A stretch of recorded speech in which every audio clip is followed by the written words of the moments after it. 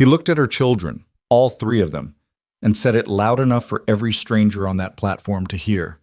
I didn't order a widow with 3 mouths to feed. Lenora Hale didn't cry, didn't beg. She reached down, picked up the youngest, took the oldest by the hand, and told the middle one to grab the bag. She was done. And that's when Gideon Cross did something nobody, including himself, expected. He stopped her. If you've ever had to choose between your pride and your children's survival, this story will reach straight into your chest. Subscribe to this channel and follow every part of Lenora's story to the end, because what happens next will make you question everything you think you know about second chances. Hit like. Drop a comment with your city or country. I want to see how far this story travels. The train didn't slow down gently. It groaned and shuddered into Dry Creek Crossing like a wounded animal that had no business still moving, and the steam it released when it finally stopped hung in the cold Montana air like a held breath. Lenora Hale stepped onto the platform with Clara on her hip, Thomas close at her heel, and young May gripping the back of her coat with both fists.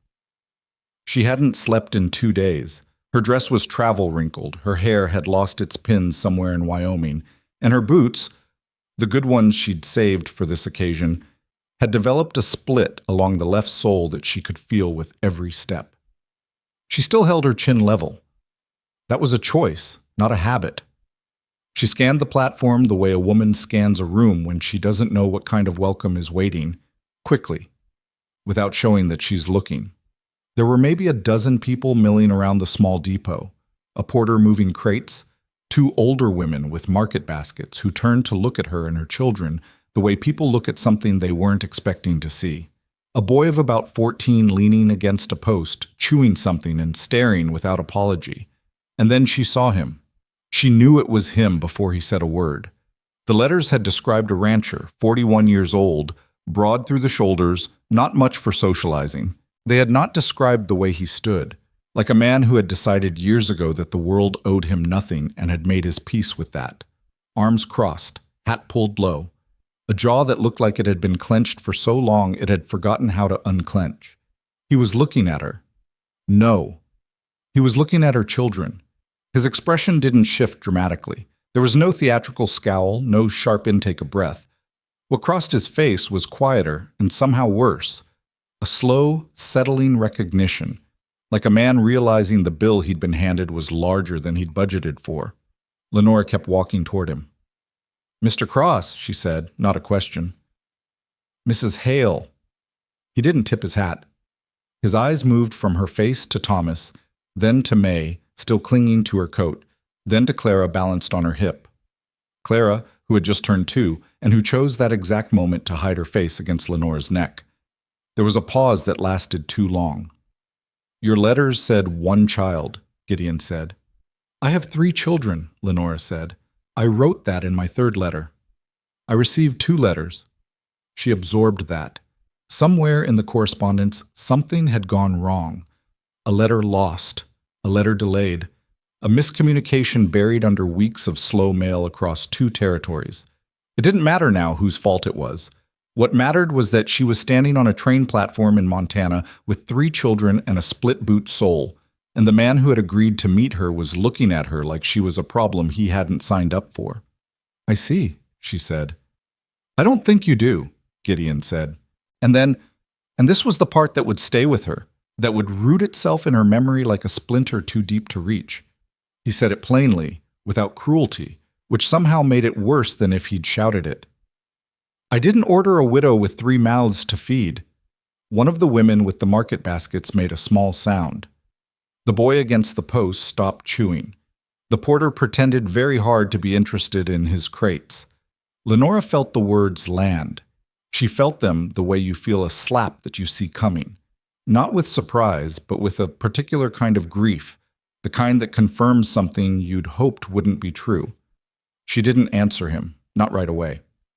What she did was shift Clara to her other hip, turn slightly and say to Thomas, "Get the big bag." To May, "Hold your brother's hand." Thomas was 10 and had the face of a boy trying very hard to look like he hadn't heard what the man said. May was 7 and had heard everything and understood exactly what it meant. and was looking at Gideon Cross with eyes that were too old for her face. "Mrs. Hale," Gideon started. "When is the next train east?" she asked the porter. The porter looked up, uncomfortable. "3 days, ma'am, maybe 4. Weather's been—" "Thank you." She reached down and picked up the smaller of their 2 bags. Thomas already had the large one, straining slightly but not complaining. He never complained. That broke something in her every time she noticed it. "There's nowhere for you to stay," Gideon said. "Dry Creek doesn't have a hotel." "Then I'll find somewhere. It's 22 degrees at night." "I'm aware of what November is, Mr. Cross." She started walking. She didn't know where she was walking to. The depot, maybe, to ask the porter about shelter. A church, if there was one. Somewhere. She had found somewhere before and she would find it again. That was the one thing she knew about herself with absolute certainty. She found somewhere. She had taken maybe 6 steps when she heard his boots on the platform boards behind her. She didn't stop. "Mrs. Hale." She kept walking. "Lenora." That stopped her. Not because he had any right to use her first name, but because of the way he said it. Not commanding, not soft, but something in between that she couldn't quite categorize. Like a man calling out to stop something he'd just realized he'd made a mistake about. She turned. Slowly. Gideon Cross was standing 5 feet away with his hat in his hands. She hadn't seen him remove it. He was looking at her children, not at her, and there was something working in his expression that she didn't yet have a name for. "I have a barn," he said. "It's clean, dry, warmer than this platform. I don't need your charity." "It's not charity, it's shelter. There's a difference." "Is there?" He held her gaze. She held his right back. Neither of them looked away. 3 days, he said. "Until the train. You and the children can stay in the barn. I'll bring food." "Why?" The question seemed to genuinely catch him off guard. His jaw worked for a second. "Because it's November, and you've got a baby on your hip." Lenora looked at him for a long moment.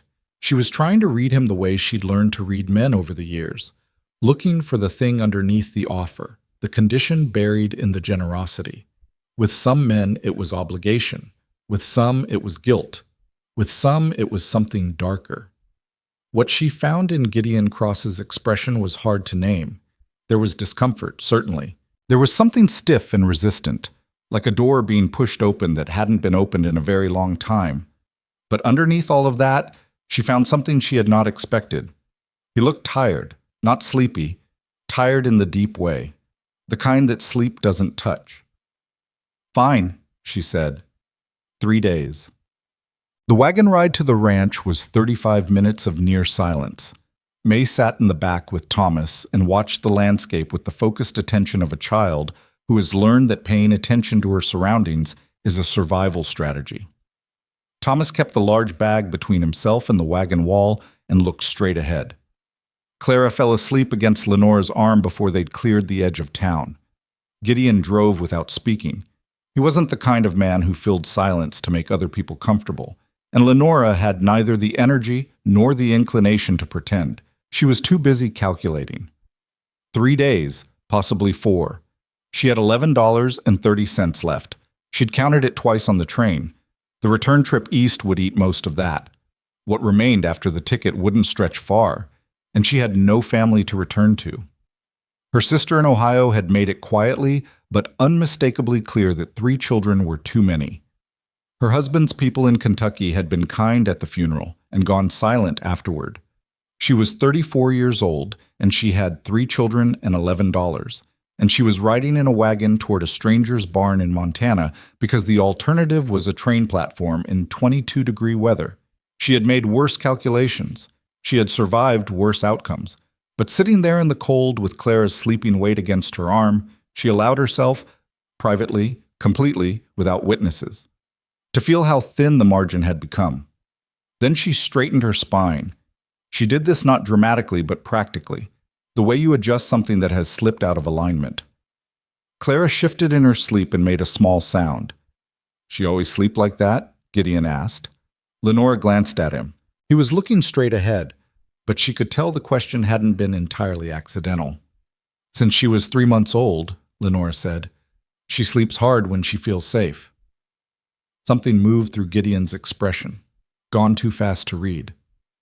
How old are they? He asked. The question had the texture of a man asking something he'd decided not to ask, and then asked anyway. Thomas is 10, May is 7, Clara just turned 2 in September. A pause. Their father, he said, and then stopped, as if he'd started a sentence he hadn't fully thought through. Died of fever, 18 months ago. I'm sorry. So were we. He nodded. That seemed to be enough for both of them, and the silence resumed, but it sat differently after that, less like a wall, more like weather.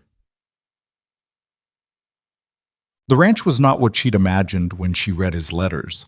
It was larger than she'd expected, and emptier than a space that size should be. The main house was solid, good lumber, well chinked, the kind of structure built by a man who intended to stay, but there was a quality to it that she noticed immediately and couldn't quite name until she'd been standing in the yard a few minutes. Then it came to her. Nothing moved.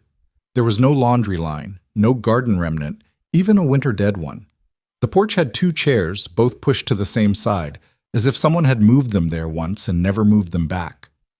The woodpile was large and precise and efficient. Everything was maintained. Nothing was lived in. It was the ranch of a man who had reduced his existence to function. Barn's here, Gideon said, leading them around the side of the house. He pushed the barn door open, and the smell of hay and animals came out warm and familiar. 3 horses in the stalls, feed neatly stored, a clean space in the far corner with what appeared to be old but serviceable blankets already laid out. She looked at him. I set it up this morning, he said, before I went to the station. He paused. I was expecting one. There was something painfully honest in that admission, and she didn't know quite what to do with it. She had been braced for continued cold distance, and this small flash of candor disarmed her in a way that the cold distance hadn't. We'll manage, she said. Thomas had already begun exploring the perimeter of the barn with the systematic curiosity of a 10-year-old boy who had grown up around animals and knew better than to startle them. He stopped at the first stall and looked at the horse inside with the particular reverence that some children have for large, quiet things. His name is Calhoun, Gideon said from somewhere behind him. Thomas looked up. He's good looking. He knows it. Thomas almost smiled. Almost. Gideon brought them food an hour later. A pot of beans he'd left simmering, half a loaf of bread, dried beef. He set it down inside the barn door without ceremony. There's water in the trough. I'll bring a bucket for the cabin. Barn, he corrected. For the barn. Lenora caught the slip. She didn't comment on it, but she filed it away, that small accidental word, the way you file away a detail that might matter later. After he left, she fed the children. May ate fast and without conversation, which was her way when she was processing something. Thomas ate slowly and methodically, which was his way always. Clara mostly distributed her beans across the blanket and seemed satisfied with that achievement. When they were done, Lenora cleaned up what she could, settled Clara against her side, and watched Thomas and May settle toward sleep. She listened to the horses shifting in their stalls, the distant sound of wind against the barn walls, the particular quiet of a place that had no near neighbors. She thought about Gideon Cross. She thought about the way he'd said her name on the platform, the second time. The one that stopped her. She thought about the way he'd said barn and then corrected it to cabin and then corrected it again to barn. She thought about the 2 chairs pushed to one side of the porch. She didn't know this man. She didn't owe him her analysis. But she was a woman who had survived the past 18 months by reading situations accurately, and what she was reading now was this. Gideon Cross was not a cruel man. He was a man who had sealed something shut inside himself and called the sealing strength, and he had been maintaining that seal for long enough that he'd started to mistake the maintenance for living. She'd known men like that. She'd buried one. Clara made a small sound in her sleep. Lenora pulled the blanket higher and closed her eyes. Tomorrow was tomorrow. Tonight, they were warm and fed, and that was enough. That had to be enough. Outside, she could hear the sound of the ranch house door opening and closing. Gideon, probably checking the animals one last time before turning in. The sound of boots on frozen ground. Then silence. She lay there in the dark with her children breathing around her, and she let herself feel, just for a moment before she folded it away, the specific loneliness of being utterly dependent on the goodwill of a stranger who had already made his disappointment clear. Then she folded it away. She would need to be sharp tomorrow. She would need to be careful and steady and not give him any reason to withdraw even this much. 3 days. Maybe 4. She would get her children through 3 days. She had gotten them through worse. What she didn't know yet, what neither of them knew, lying on opposite sides of a thin barn wall in the Montana dark, was that by the time that train arrived, everything would have shifted in ways that no amount of calculating could have predicted.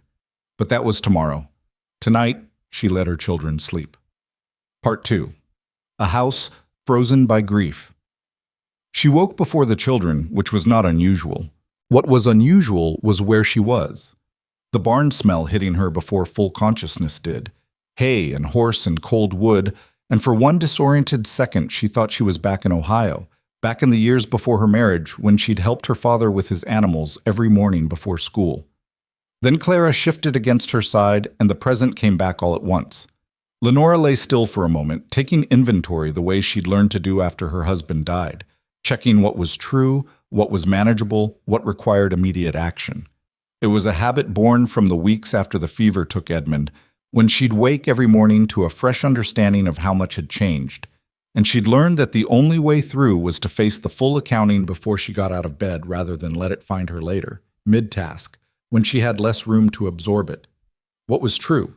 They were in a barn in Montana. They had $11.30. The man in the house had made his feelings clear, but hadn't left them to freeze. The train was 3 days away, possibly 4. What was manageable? The cold. Clara's cough, which had started 2 days ago and wasn't worsening. Thomas's silence, which was how he processed things, and not a sign that something was broken. What required immediate action? Getting up before he came out to tend his animals, and seeing them still lying in his barn like they'd taken root. She got up. She'd folded her pride into something small and dense, and tucked it somewhere it wouldn't get in her way. Not discarded, just stored. She would need it later. Right now, what she needed was practical. She had the children's faces washed, their clothes straightened, and was attempting to do something about May's hair. A negotiation that May conducted with the same principled resistance she brought to all things she found unnecessary when the barn door opened. Gideon stopped in the doorway. He looked at them with the expression of a man who had expected to walk into an empty barn and had found something else entirely. Not unpleasant, exactly. More like recalibrating. "You're up," he said. "We're up," Lenore confirmed. She'd gotten one side of May's hair tamed and was working on the other. May was enduring it with the dignity of a prisoner of war. Gideon moved past them to the horse stalls, and the morning proceeded in a strange kind of parallel. Him tending his animals, her getting her children ready, nobody speaking for a good 10 minutes. It should have been uncomfortable. It was, in a mild way, but it was also oddly workable, like two people who have shared a kitchen before without quite being friends. Thomas appeared at Calhoun's stall almost immediately, and Gideon, without breaking his rhythm or making a production of it, said, "Hand me that brush on the post there." And Thomas did, and that was the beginning of something neither of them could have named. She asked him, that first morning over the food he brought out, biscuits this time, and coffee, strong enough to strip paint, if she could use his kitchen. He looked at her over his cup. "Why?" "Because I have children and I'm reasonably able-bodied and I'd rather cook than be fed." A pause. She could see him working through the implications. A woman in his kitchen, the domestic intrusion of it, the way it would change the quality of the silence in his house. "I'll show you where things are," he said. The kitchen was the most lived-in room in the house, which wasn't saying much. Everything was clean, everything was functional, everything was exactly where a solitary man had decided it would go, and exactly where it had stayed for years. The shelves had gaps where things had been used down without being replaced. There was one mug on the counter and one plate in the drying rack, and one set of everything, really, which told its own quiet story. She didn't comment on any of it. She found flour and salt and lard, and she made biscuits that were better than his, though she would not have said so. And she made a proper pot of oatmeal for the children. And when Gideon came in from his morning work and found the kitchen smelling of food, and the table set for 4, she had set a place for him without asking, which he noticed. He stood in the doorway for just a beat too long. He sat down. He ate. He didn't say it was good, but he had 2 biscuits and then reached for a third before catching himself. "The third one's not going to escape," she said. He looked at her. Something shifted at the corner of his mouth. Not quite a smile, but adjacent to one. He took the third biscuit. Bent. The children spread through that first full day like water finding the shape of a container. Thomas followed Gideon everywhere he was permitted to follow, and Gideon, who had clearly never spent significant time around a 10-year-old, handled this by largely pretending Thomas wasn't there, while also, gradually and without announcement, explaining what he was doing. "That fence post's gone soft. See how it moves when the wind hits? Have to replace it before the ground freezes solid."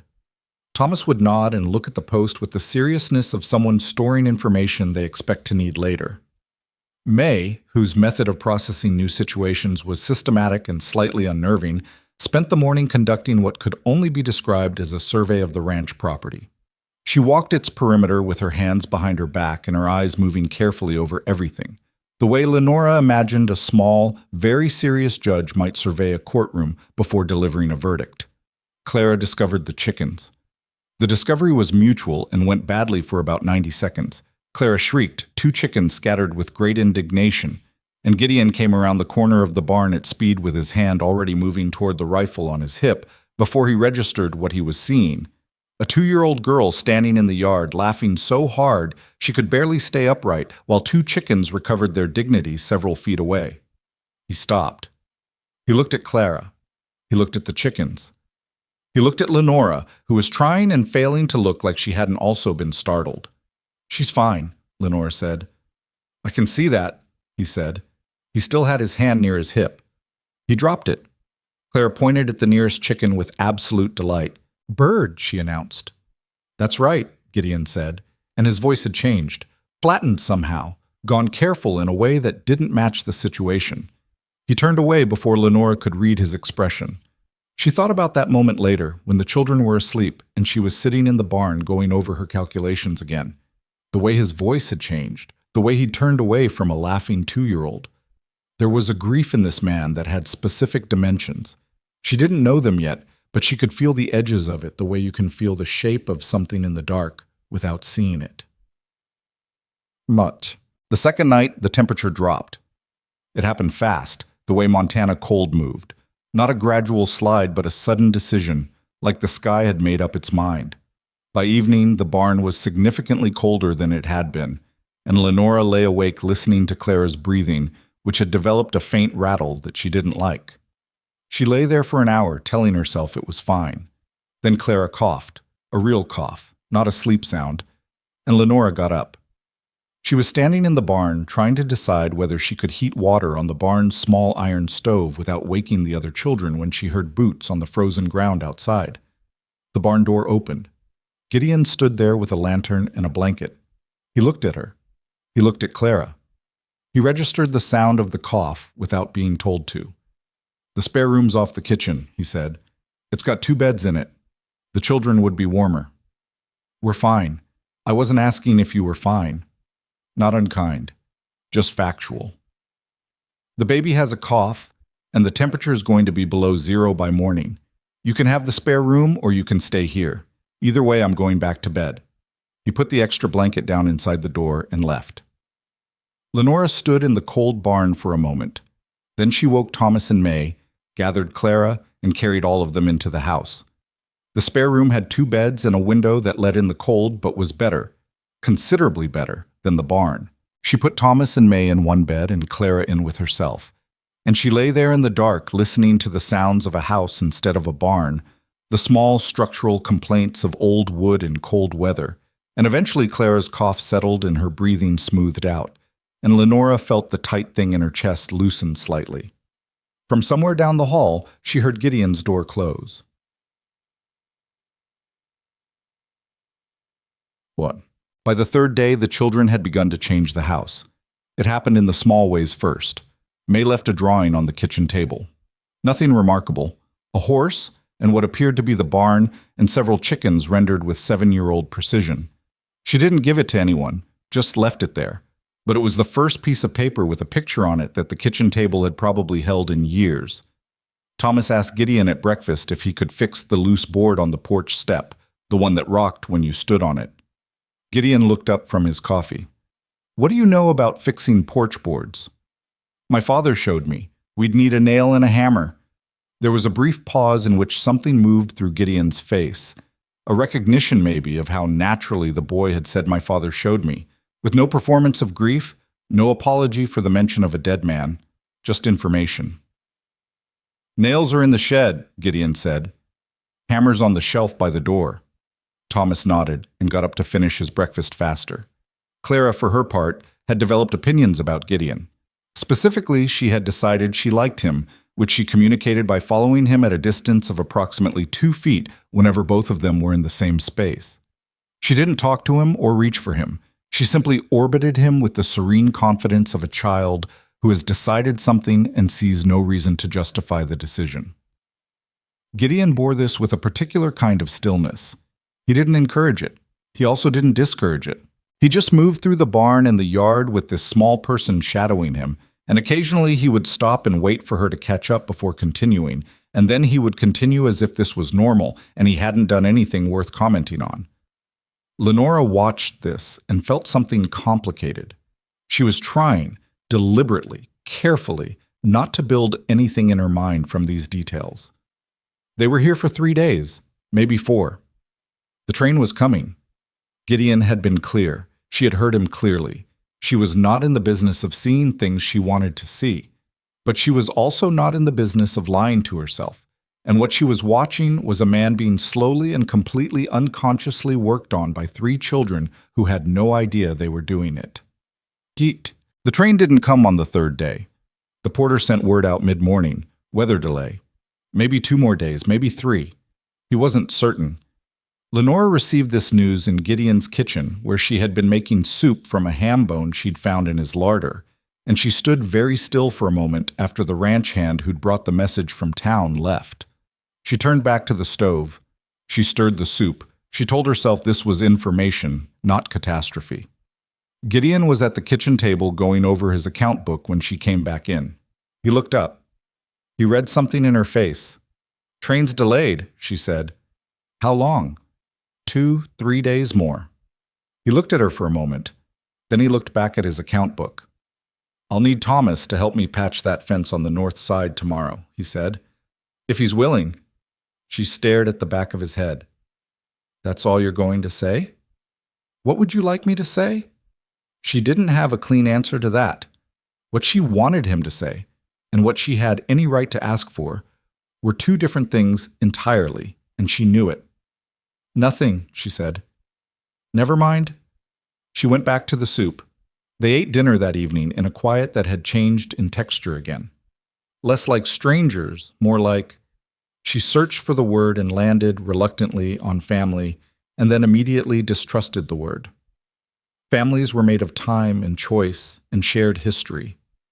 This was coincidence and cold weather and a delayed train. She kept coming back to it anyway. The word wouldn't leave her alone. After dinner, Gideon sat by the fire with a piece of tack he was mending, and Thomas sat 3 feet away with a book he'd found on the shelf. She'd been surprised to see there were books, a solid shelf of them, which told her another thing about this man she was storing without knowing why. May was at the table still, adding to her horse drawing. Clara was asleep against Lenora's side. It was the most ordinary evening Lenora had experienced in 18 months. That was the thing about ordinary. You didn't know how much you missed it until you were sitting in the middle of it again. She looked at Gideon's profile in the firelight, the set of his jaw, the careful way he worked the leather with the needle, deliberate and focused, like a man who needed his hands occupied to let his mind rest. "You had a family," she said. It wasn't planned. The words came out before she'd decided to say them, and she felt the room shift slightly. Gideon didn't look up right away. He kept working the needle. Thomas was very carefully not looking at either of them. "I did." he said finally. I'm sorry. You didn't know her? No, but I know what it leaves. He looked up then. Not at her, past her, at some middle distance. A wife, he said, and a daughter. She was 3 days old. He paused. That was 6 years ago. The fire popped. May's pencil scratched quietly across her paper. I wrote to the matchmaking service because my neighbor told me I was going to ruin myself living alone, he said. Said a man needs something to work toward besides the work. He looked down at the tack again. I believed him enough to try. And then I showed up with 3 children. And then you showed up with 3 children.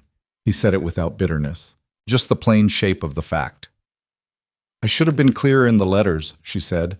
If I'd known one didn't arrive, it's done. Gideon? It's done, Lenora. He looked at her, not unkindly, but with finality. I'm not in the habit of relitigating things I can't change. She held his gaze. Neither am I. Something passed between them. Not resolution, not warmth exactly, but a mutual recognition. 2 people who had survived loss by becoming very particular about what they spent their energy on, looking at each other across a fire. Thomas turned a page in his book. Clara breathed steadily against Lenora's side.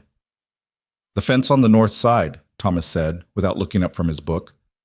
I can help with that. Gideon looked at him. Thomas still had his eyes on the page, his face arranged in careful neutrality. Good, Gideon said. We'll go at first light. The days that followed arranged themselves into a shape that Lenora had not planned and could not quite control. Gideon and Thomas went out each morning before the light was full and came back smelling of cold air and work, and Thomas had started to carry himself slightly differently, something in the shoulders, something that looked like the beginning of a young man discovering what his body was capable of. He didn't talk about it. He never talked about things like that, but she could see it. May started leaving drawings in places where Gideon would find them. Not for him, she would have insisted if asked. She just happened to leave them on the workbench, on the porch rail, tucked beside his coffee cup in the morning. A horse, a barn, a sky with birds in it. Gideon never commented on them either, but she noticed that none of them had ended up in the fire. Clara, meanwhile, had graduated from orbiting Gideon to occasionally sitting directly on his boots while he tried to work, which should have been an impossible nuisance and somehow wasn't, because Gideon had developed a way of moving that accommodated her without acknowledging that he was doing it. It was May, with her particular combination of directness and 7-year-old uncensored honesty, who said what Lenora had been working hard not to think.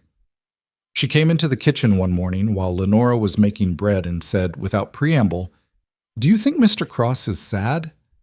Lenora kept kneading. "What makes you ask that?" "He looks sad when he thinks nobody's watching." Lenora was quiet for a moment.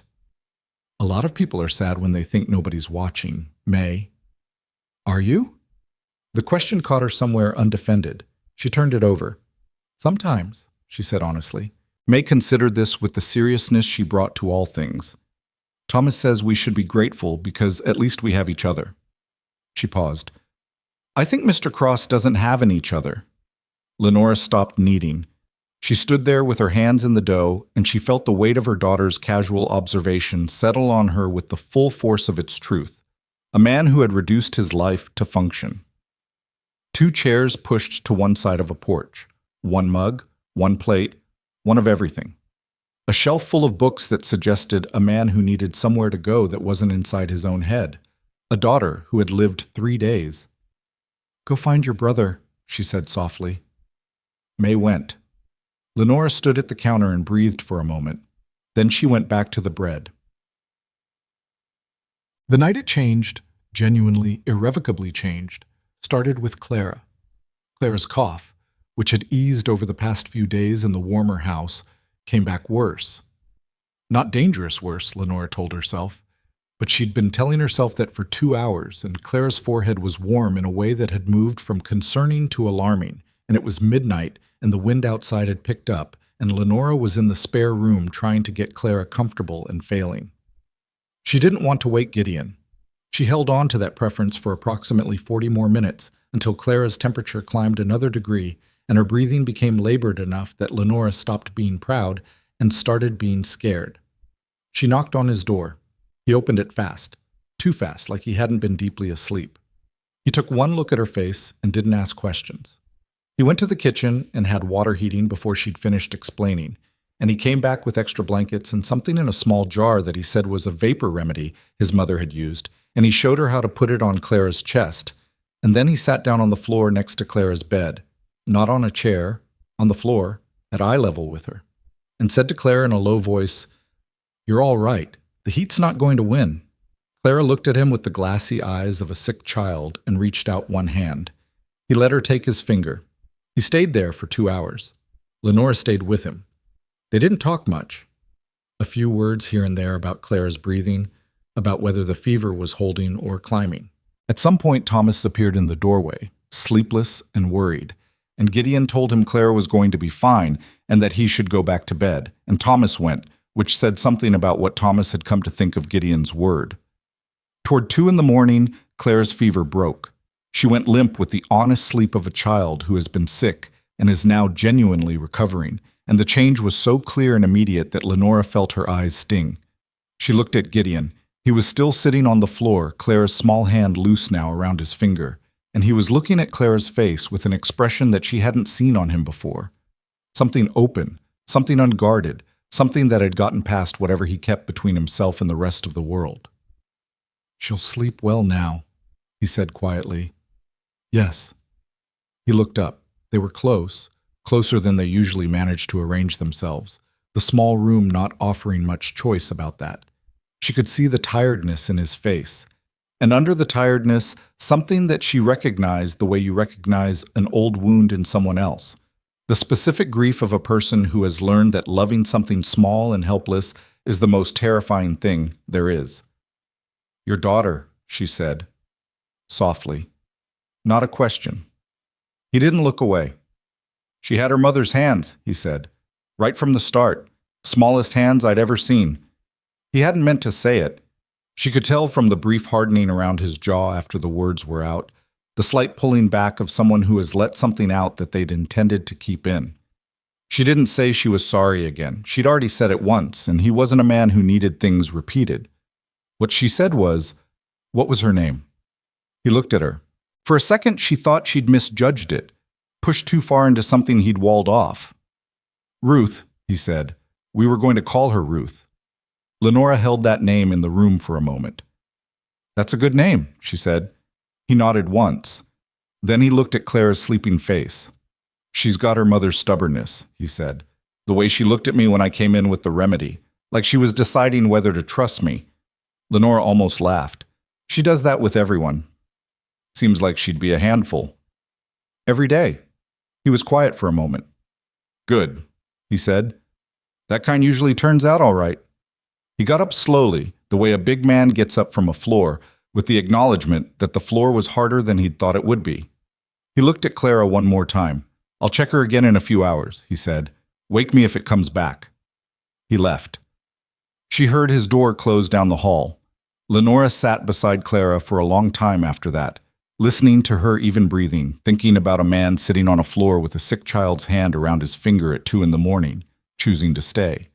She had promised herself she wasn't building anything. She had promised herself she wasn't seeing things she wanted to see. She was having considerable difficulty keeping either promise. The wind outside had settled. The house was warm.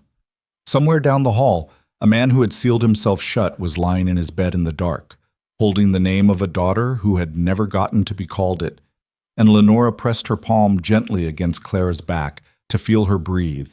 And outside, the Montana night was quiet and cold and enormous and full of everything that hadn't happened yet. Part 3. The choice that changes everything. Clara recovered by morning, not gradually. The way a child recovers from fever is often sudden, a complete reversal that makes the night before seem like it happened to a different child entirely. By the time gray light was coming through the spare room window, Clara was sitting up in bed pointing at things and naming them with the cheerful authority of someone who had absolutely no memory of being sick. "Boot," she announced, pointing at Lenora's boot by the door. "That's right. Coat." "Good." "Man."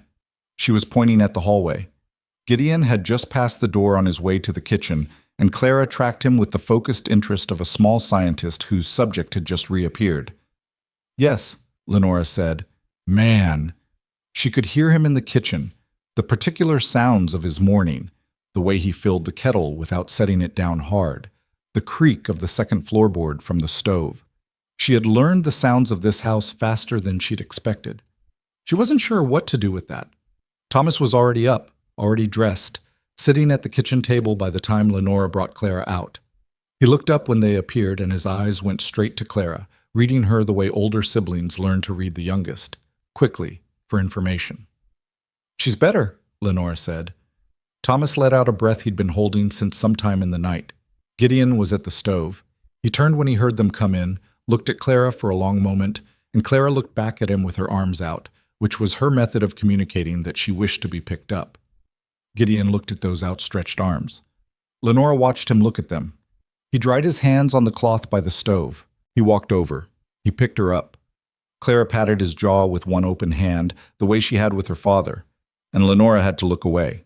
She busied herself with the bread she'd left to rise overnight, her back to the room, while behind her she could hear Clara explaining something to Gideon in the mixed language of a 2-year-old, part real words, part sounds she had assigned meaning to and expected others to follow.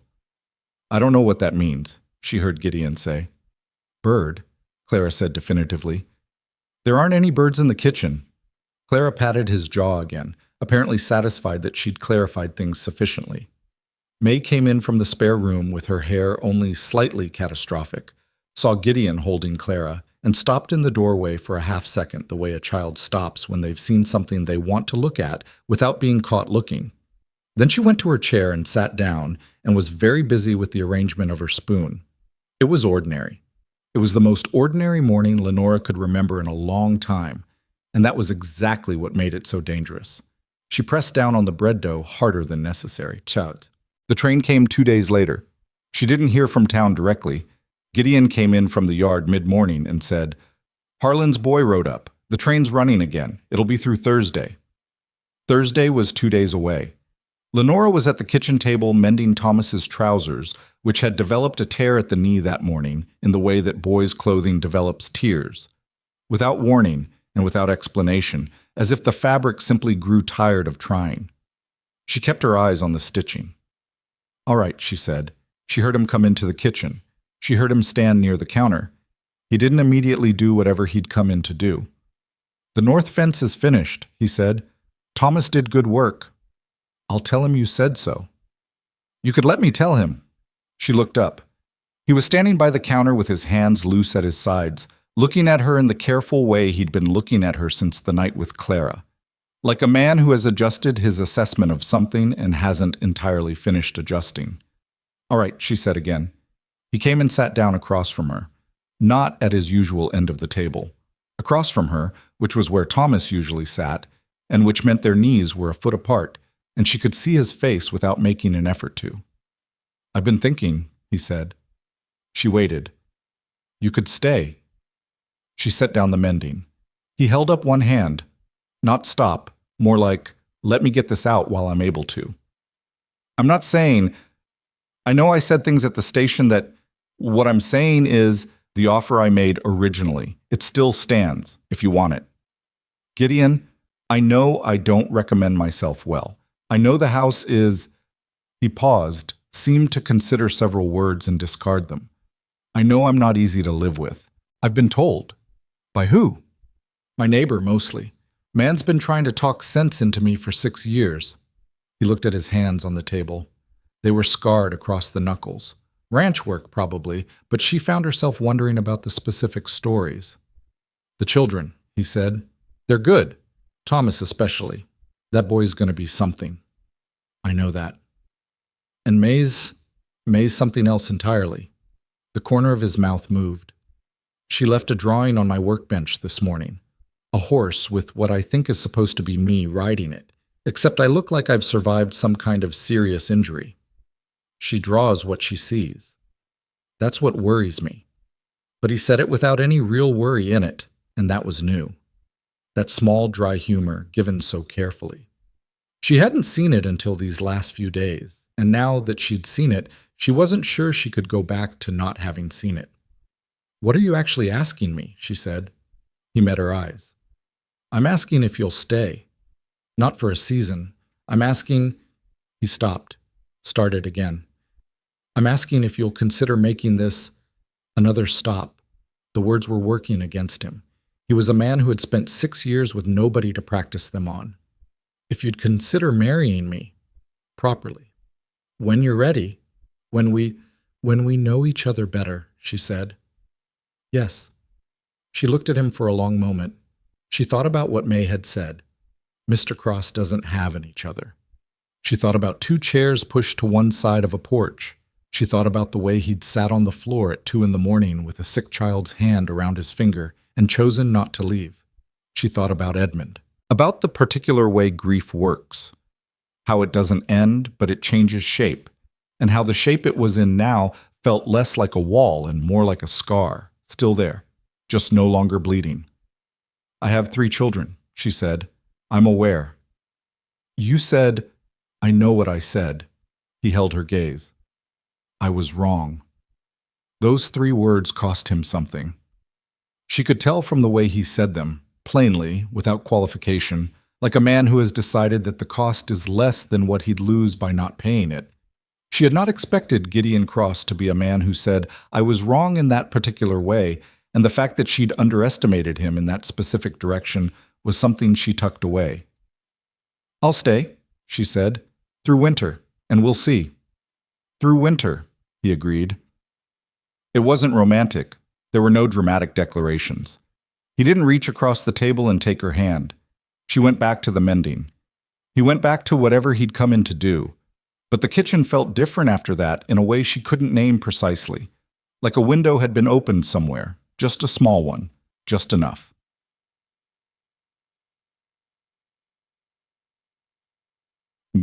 She didn't send for her trunk from the depot until the following week. She told herself it was practical. No point leaving good fabric and the children's winter things in a cold storage room. It was practical. That was what she told herself. Gideon brought it back from town on the wagon without comment, set it in the spare room, and went back out to work. Thomas helped her unpack it with the focused efficiency of a boy who understood that this was significant and had decided to treat it as unremarkable, which was its own form of tact.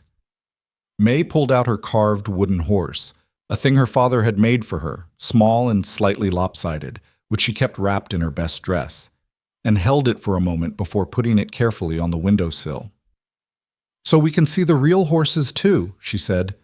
Lenora looked at the wooden horse on the windowsill against the backdrop of Gideon's snow-dusted pasture and felt something shift definitively inside her chest. The calf almost died on a Tuesday night in early December. It had been a difficult birth, even by the standards of difficult births.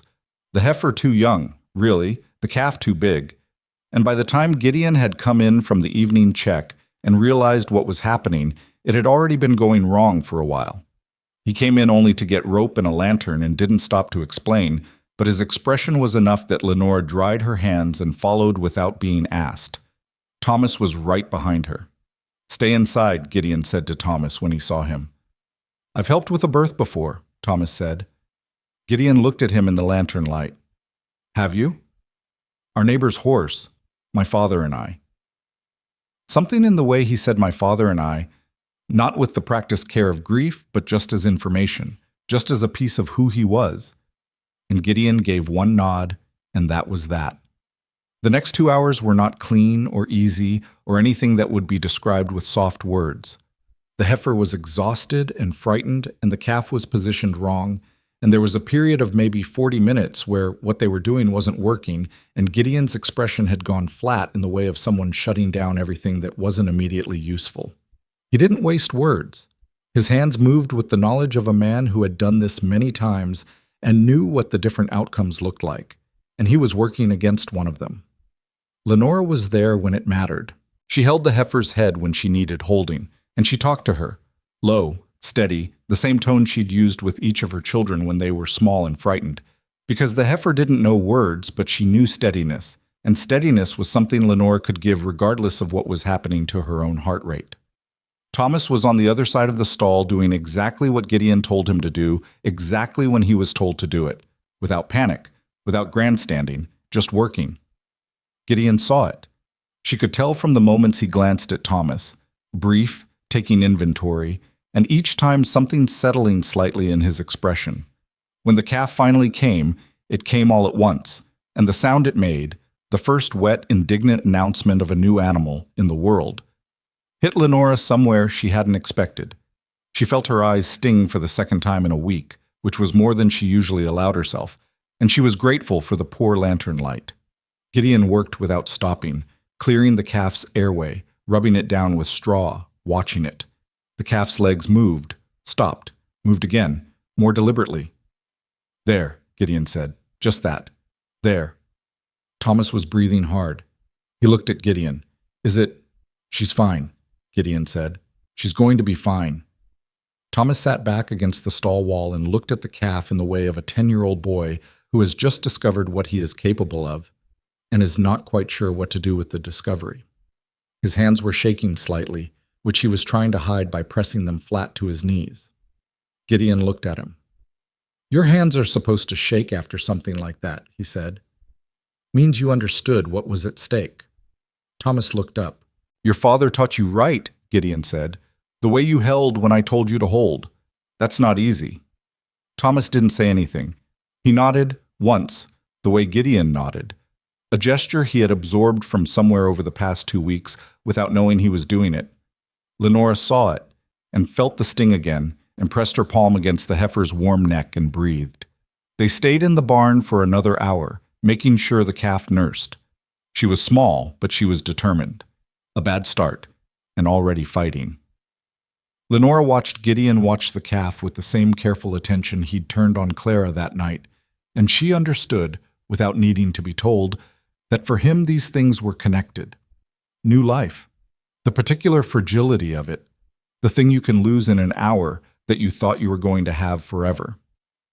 "What are you going to name her?" Thomas asked. Gideon looked at the calf.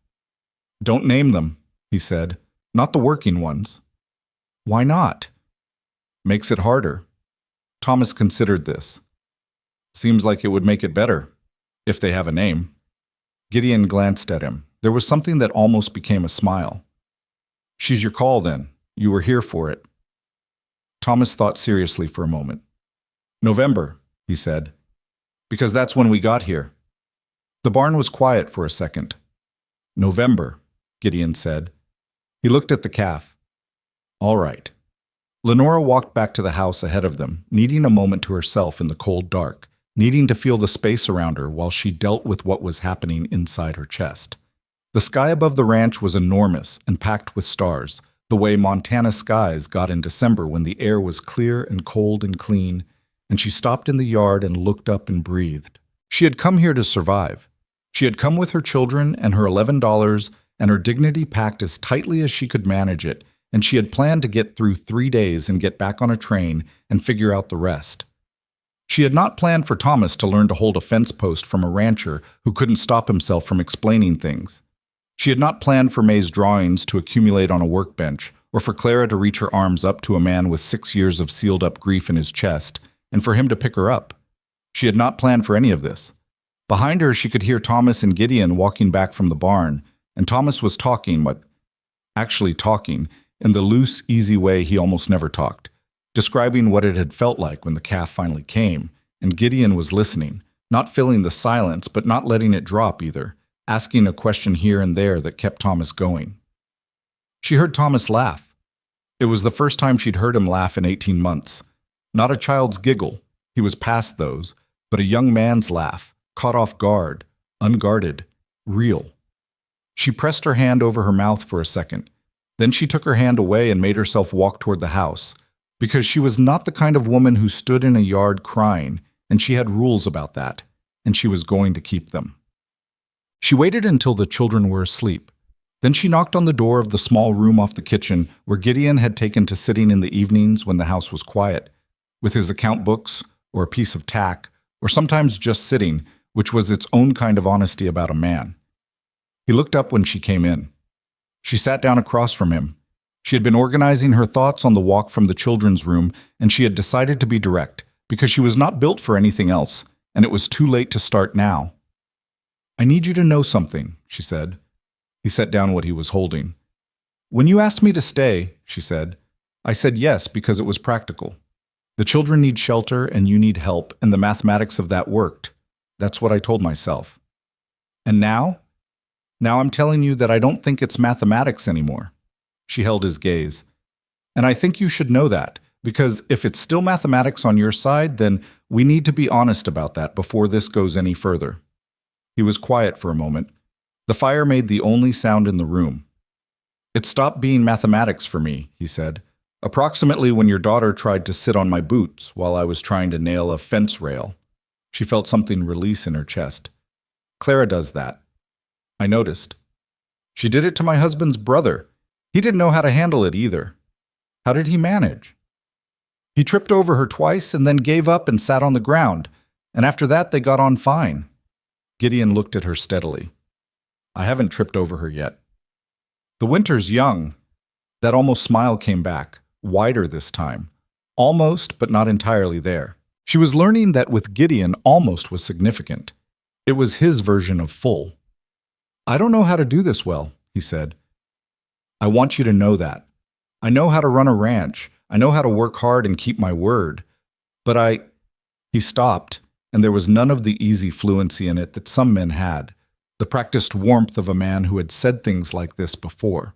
There was just difficulty and effort and something genuine in both. I don't want to repeat what I said at the station, he said. I don't want to be the man who said that. You're not the same man who said that, she said. How do you know? Because that man wouldn't have sat on a barn floor at 2 a.m. for a sick child that wasn't his. He was quiet. I know she's not mine, he said. None of them are. I'm not. Gideon. She stopped him gently. They like you. They trust you, which is harder for them to give right now than liking. Thomas respects you. May has left 14 drawings in your vicinity in 2 weeks, and Clara, She shook her head slightly. Clara has decided you're hers. I'm not sure what you can do about that.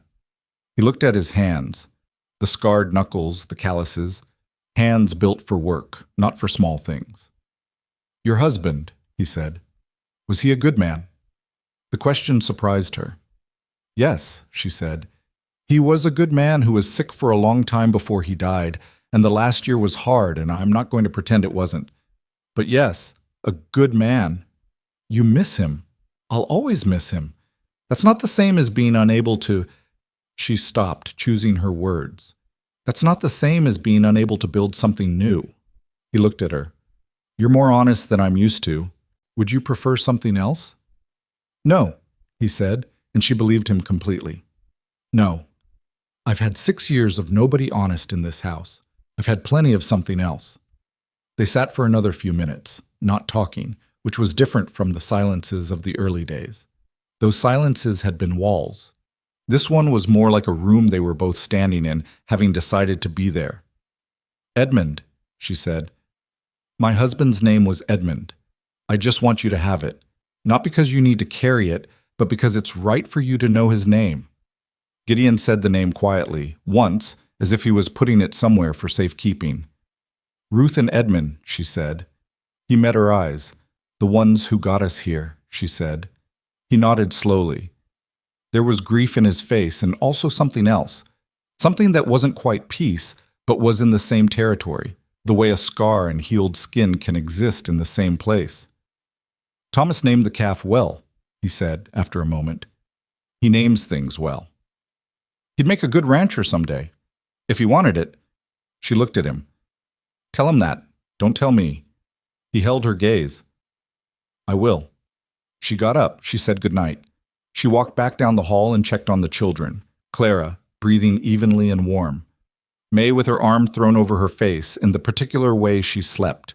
Thomas on his back, looking older than 10 even in sleep, carrying the careful weight of a boy who became the man of the house too young. She went to bed. She lay in the dark and listened to the wind outside, quieter than before, the storm breaking up. And she thought about a man alone in a room going over his accounts, and a name on a workbench that he had said quietly to himself like it was something he meant to keep. And she closed her eyes and let herself feel, without folding it away or reducing it to mathematics, the specific and complicated truth of what she was feeling. It was not simple.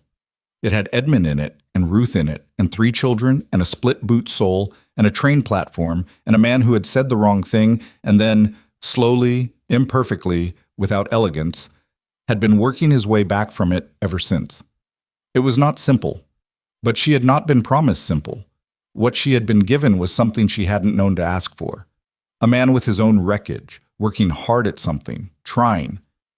On a ranch in Montana in December, in a house that had been frozen and was now beginning, room by room, to thaw. That was enough to build on. She had built on less.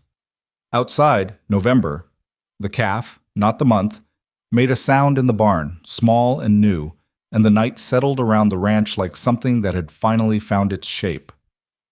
Part 4. Standing Against the World. The talk started in January. Lenora heard it first from the dry goods store in Dry Creek Crossing, which was where talk always started in small frontier towns. Not from malice exactly, but from the particular boredom of people trapped indoors by winter with too much time and too little happening. She had gone in with Thomas to pick up flour and salt and a length of wool fabric she was turning into a coat for May, whose current one had given up at the elbows. The woman behind the counter, a Mrs. Aldrich, broad and efficient, who ran the store with her husband and had a way of watching people that was not unfriendly but was thorough, had served her politely enough. The 2 women by the fabric bolts had not been impolite either, just quiet in a specific way. The kind of quiet that meant a conversation had recently been different. She paid for her goods. She thanked Mrs. Aldrich. She walked out with Thomas, who was carrying the heavier of the 2 bags and who had the face of a boy who had also noticed the specific quality of that quiet and had decided not to mention it. They were halfway to the wagon when she heard it. Not loud, not directed at her. Just 2 men outside the feed store, conversing with the casual volume of people who didn't expect to be overheard or didn't particularly care. Heard he's keeping her there, the widow and all 3 kids. Cross has always been peculiar. It's not peculiar, it's foolish. Man takes on another man's debts, that's his business. But 3 children that aren't his, she must be something. A sound that wasn't quite laughter. Thomas had stopped walking. He was looking at the 2 men with an expression that Lenora had not seen on his face before. Something that was trying to be stillness and wasn't quite succeeding. An anger that had nowhere to go pressing up against a 10-year-old's understanding that he was small, and these were grown men, and this was not a fight he was equipped to win. She put her hand on his shoulder. "Keep walking," she said quietly. I know. Keep walking." He kept walking. His shoulders were stiff under her hand the whole way to the wagon. She helped him load the bags. He climbed up without being asked. She got up beside him and took the reins, and they left town without either of them speaking. And the silence between them had a different texture than the usual silences. Tight, full of things they were both deciding whether to say. "They're wrong," Thomas said finally, when the town was behind them. "Yes." "Mr. Cross isn't—" He stopped, searched for the word. "He's not keeping us. Like we're some kind of— I know. We're not a debt." She looked at her son, the way his jaw was set, so much like Edmund's when Edmund was angry. The same line, the same pressure. It hit her in the usual place. "No," she said. "We're not a debt." She kept her eyes on the road. "People say things when they don't know the full story, Thomas. Sometimes because they're small-minded, sometimes just because they're bored. It doesn't make it true. It doesn't make it not hurt." She was quiet for a moment. "No," she said. "It doesn't make it not hurt." He nodded. His shoulders came down slightly, not all the way. She thought about whether to tell Gideon. She turned it over for most of the drive back, and by the time they came in sight of the ranch, she had decided yes. Not because she wanted him to do anything about it, but because she was not going to start building something with a man by keeping things from him. She had seen where that led. She would rather have the difficult conversation than the comfortable secret. She told him that evening. She waited until Thomas and May were occupied. Thomas with his reading, May with an elaborate project involving string and what appeared to be an architectural ambition for the chickens. And Clara was asleep, and she sat down at the kitchen table and told him what she'd heard and who had said it and where. Gideon listened. He had a habit of listening with his whole face still, not closed off, just still, giving nothing away while he took something in. She had come to read it as a sign he was taking what she said seriously rather than ignoring her. When she finished, he was quiet for a moment. Cal Hendricks and his brother, he said. At the feed store. You know them. Everyone knows the Hendricks. They don't mean specifically badly. They mean generally badly, which is almost worse because there's nothing to argue against. He looked at his hands on the table. I'll talk to them. You don't need to talk to anyone on my behalf. It's not on your behalf. He met her eyes. They're talking about my household. That's different. She heard the word household and felt it settle. My household. Not my arrangement or my situation. The word had a particular weight. I don't want it to cause problems for you, she said. Lenora. His voice was even, but it had something underneath it. I let 6 years of nothing cause problems for me. I'm done managing things by avoiding them. She looked at him. That's a significant change in policy. Yes, he almost smiled. I had some encouragement. Tut. He went into town the next morning alone. He didn't make a production of it, didn't announce it at breakfast or explain to Thomas where he was going or give Lenora any indication of what exactly he planned to say or do. He simply got up, harnessed the wagon, and went. Lenora spent the morning in the kitchen trying to work and not watching the road. May found her by the window at one point. Are you watching for Mr. Cross? I'm looking at the weather. It's not going to snow, May said with the authority of a child who has decided she understands weather. The sky's the wrong color. Is that so? Mr. Cross told Thomas that when the sky goes white like that, it means snow. But when it's gray like today, it means it's just cold. She paused. He knows a lot of things. He does. May was quiet for a moment. In the particular way she was quiet when she was deciding whether to say something she'd already decided to say. Is Mr. Cross going to be our father? Lenora turned from the window. May was watching her with the direct attention of a child who has asked a real question and wants a real answer, not the careful version adults give when they're trying to not upset you. She was 7, and she had been watching the adults in her life for 7 years, and she was not going to be managed. I don't know yet, Lenora said. Honest, plain. May absorbed this. Thomas thinks he already is, she said. He won't say it, but I can tell because of the way he walks different now. Walks different how? Not careful anymore. May's brow creased slightly with the effort of explaining something she'd only felt. He used to walk like he was afraid of taking up too much space. Now he just walks. Lenora stood very still. Okay, May said, satisfied that she'd delivered her information, and went back to her chicken architectural project. Lenora turned back to the window. The sky was gray, not white. May was right. It wasn't going to snow. Gideon was back by noon. He came into the kitchen, hung up his coat, poured himself coffee, and sat down. He had the quality of a man who had done what he went to do and was done thinking about it. What happened? She asked. I had a conversation with Cal Hendricks. And I was clear. She waited. He had a talent for saying things in 4 words that other men required 30 for. I told him, Gideon said, setting down his coffee, that the woman in my house is there because I asked her to be, that her children are there because they come with her, and that arrangement suits me fine, that anyone who has a comment on that can bring it to me directly. Lenora was quiet for a moment. And he said? Not much. Cal Hendricks has never been brave face to face, only from a distance. He looked at her. His wife was there. She seemed pleased. Pleased. Women in small towns don't have much in the way of entertainment, Gideon said. A man putting Cal Hendricks in his place passes for theater. She looked at him. You could have just let it alone. I could have, he agreed. I didn't want to. There was something in the simplicity of that. I didn't want to, that she found more telling than any larger speech he could have made. A man who had spent 6 years managing his life by avoidance had walked into a feed store and said, "This is my household," to people who would carry the message further than the 2 men he'd said it to. He had done it without consulting her, which she might have minded, would have minded from another man, except that what he had said was accurate and fair and had not required her rescue or her permission. He had defended something real. "Thank you," she said. "You don't need to thank me." "I know I don't need to. I'm doing it anyway." He looked at her with that steady regard that she had stopped finding unnerving and had started finding something else. Something she was still working on naming.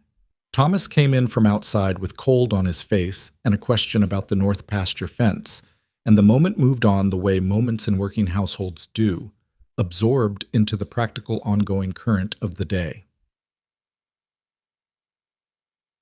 But the talk didn't stop entirely. Talk in small towns rarely did from a single conversation, even a pointed one. What happened instead was that it changed shape. The version that circulated through January was less openly mocking and more openly curious. What is Gideon Cross doing, taking in that widow? Which was different in texture, if not entirely different in presumption. And it came to a head on the second Saturday of February, when Gideon took the whole family into Dry Creek Crossing for supplies. The whole family. That was how he said it at breakfast. "I need to go into town Saturday. The whole family can come if they want." The whole family. May had looked at Thomas. Thomas had looked at his plate. Lenora had looked at Gideon, who was already looking at his coffee, and the phrase sat in the middle of the kitchen table like something he'd put there deliberately and was waiting to see if anyone would pick up. Thomas picked it up by saying simply, "I'll come." May said she needed to see if the store had blue thread because her current project required blue thread specifically. Clara said town with great enthusiasm, which settled that. They went on Saturday. Dry Creek Crossing on a Saturday had the specific energy of a small frontier settlement's most social day. Wagons along the main street, people moving between the store and the post office, and the small establishment that served as both a hardware supplier and, in the back, a place where men sat and discussed things. Lenora had been here twice since arriving, both times briefly, and both times had felt the quality of attention that strangers get in places where strangers are rare. This time was different. This time she was with Gideon, who was known, and his presence at her side changed the arithmetic of how people looked at her. Not all of them positively. She saw the two Hendricks men across the street and watched them clock the scene and look away. But the majority of the reaction was something more like recalibration. The town was reassessing. She could feel it happening. Mrs. Aldrich at the dry goods store was warm, genuinely so. She'd clearly heard about Gideon's conversation with Cal Hendricks and had formed her own opinion of it. She came around the counter to admire Clara, who bore the admiration with the dignity of a child accustomed to being found interesting, and she shook Thomas's hand like he was a man, which Thomas responded to by straightening his spine to his full height. "Your boy has good manners," she said to Lenora. "He's had good instruction," Lenora said. From the corner of her eye, she saw Gideon looking at nothing in particular with the carefully neutral expression of a man who has been complimented by proxy and doesn't know what to do with it. May found her blue thread. There was a negotiation about whether she also needed red thread, which she argued for on the grounds that a project of sufficient ambition required multiple colors, and Lenora said one color at a time. And May accepted this with the dignity of someone who intends to revisit the argument later and knows it. It was outside, loading the wagon, that the moment happened. A man named Garrett, she didn't know him, would learn his name later, came across the street with the specific purpose of a man who has something to say and has decided to say it. He was older than Gideon by maybe 10 years, weathered, with the look of someone who had been a person of some local standing long enough that he'd stopped remembering it required maintenance. "Cross," he said, by way of greeting. His eyes moved over Lenora and the children with the unhurried assessment of a man who felt entitled to look. "Garrett," Gideon said. He didn't stop loading the wagon. "Heard you've taken up some new arrangements." The word arrangements had a quality to it. Gideon set down the bag he was holding. He turned to face Garrett with the full attention of a man who has decided this conversation is worth stopping for. "Mrs. Hale is going to be my wife," he said. "The children are going to be my family. If you have something to say about that, I'd rather you say it plainly so we can both move on with our day." Lenora went very still. He hadn't told her he was going to say that. He hadn't, in fact, asked her in any formal sense. They had said through winter, and will see, and they had been seeing, but he had just said it to a near stranger on a street in front of her children and about a dozen other people in earshot range, which was either the most presumptuous thing he'd done or the most certain, and she was still deciding which. Garrett looked at him, looked at Lenora. Something worked in his face, surprise, then a kind of retreat, the expression of a man who had come prepared for one kind of conversation and found himself in a different one. "Just making conversation," Garrett said. "Then make it about something else," Gideon said. "Not aggressive, not loud, just final." Garrett left. Thomas was standing next to the wagon with both hands loose at his sides, looking at Gideon with an expression that Lenora had not seen before on his face. Something that had not finished forming yet, something that was still becoming whatever it was going to be. May was watching Garrett's retreating back with the expression of a 7-year-old who has just witnessed a satisfying thing. Clara was on Lenora's hip and had decided the wagon wheel was more interesting than any of this. Gideon turned back to the wagon. He picked up the bag he'd set down. He put it in the wagon. He glanced at Lenora sideways. Just a glance. "I should have asked you first," he said. Low, not for the street, just for her. "Yes," she said. "You should have. I'll ask you properly." "You will." He nodded. A muscle worked in his jaw. "Are you angry?" She considered the question honestly. She was not angry. She was something more complicated than angry. Surprised and moved and slightly disarranged in the way that being defended publicly by someone who didn't have to defend you tends to leave a person feeling like something you'd braced against hadn't come from the direction you expected. "No," she said. "Good." He finished loading the wagon. "Get in then. It's cold." Done. He asked her properly that night. Not dramatically. Not with any of the performance that the word properly might imply. The children were in bed, the house was quiet, and he came and sat across from her at the kitchen table, so the same spot, the same configuration as when he'd asked her to stay, and he put his hands flat on the table and he looked at her. "Lenora Hale," he said, "I'd like to marry you. Not because I said so on a street, and not because it's practical, and not because the winter's been long and I've gotten used to having people in the house." He paused. "I'd like to marry you because you are one of the most, because you're—" He stopped again. The words were fighting him, which she had come to understand was how he worked when something mattered enough that he didn't want to get it wrong. "Because I would miss you," he said finally, "and that's more than I thought I'd be able to say about anyone again." She looked at him for a long moment. "Because you'd miss me," she said, "and the children. I'd miss them too. May's going to demand the blue thread eventually. You understand that." I assumed. Thomas is going to grow into a man who has opinions about how the ranch should be run, and some of those opinions will be wrong, and some of them won't be. That sounds about right. "And Clara will probably sit on my boots until she's 5, he said. "I've accepted that." She looked at his hands on the table. The scars, the work in them, the way they sat flat and open like he was trying to show her something. "Yes," she said. He exhaled. A slow, controlled exhale, but she heard the weight going out of it.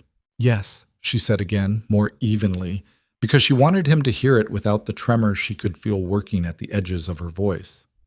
"I'll marry you, Gideon Cross." He nodded. He reached across the table and covered her hand with his.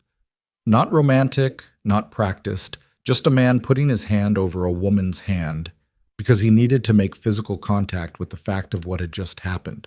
His hand was rough and warm and large, and it sat over hers like a thing that had decided where it belonged.